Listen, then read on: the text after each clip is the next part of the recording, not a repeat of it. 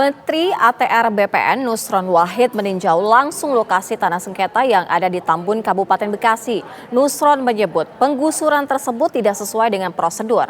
Selain itu, rumah yang kena gusur dalam sengketa lahan antara warga bernama Mimi Jamila dengan Kaya ternyata bukanlah objek yang disengketakan.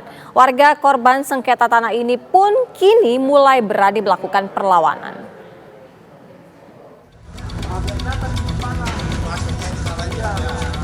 Gaduh eksekusi pengosongan sejumlah rumah warga di Tambun Selatan, Kabupaten Bekasi, Jawa Barat berbuntut panjang. Menteri Agraria Tata Ruang Kepala Badan Pertahanan Nasional Nusron Wahid mendatangi rumah warga yang dieksekusi.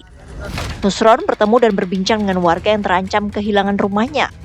Menurut Nusron, eksekusi pengosongan rumah warga oleh pengadilan tidak sesuai prosedur. Sertifikat hak milik rumah yang dimiliki warga sah di mata hukum. Selain itu, Kementerian ATR BPN akan berupaya untuk mengembalikan hak masyarakat yang terdampak.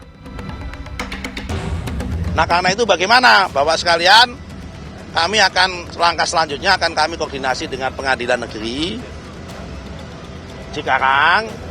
Kemudian kami akan panggil mediasi kepada pihak-pihak yang bersengketa, Mimi Jamila kita panggil, keluarga Kayat kita panggil, dan sebagainya. Untuk apa? Pertama, kami akan berusaha memperjuangkan mengganti rumah yang udah digusur. Warga yang menjadi korban penggusuran pun kini semakin lantang menyuarakan perlawanan mereka. Kita tidak dilibatkan dalam kasus ini. Ya. Kita tidak terlibat sama sekali, kita juga nggak pernah dipanggil oleh pengadilan, oleh pihak manapun kita nggak pernah dipanggil. Tiba-tiba tanggal 18 Desember itu datanglah surat eksekusi, pengosongan dengan sukarela. Kita bertanya-tanya, kenapa kok begitu gitu kan? Kita kan membeli gitu kan. Ada proses hukum lebih lanjut kalau kita mau bicara pembatalan sertifikat.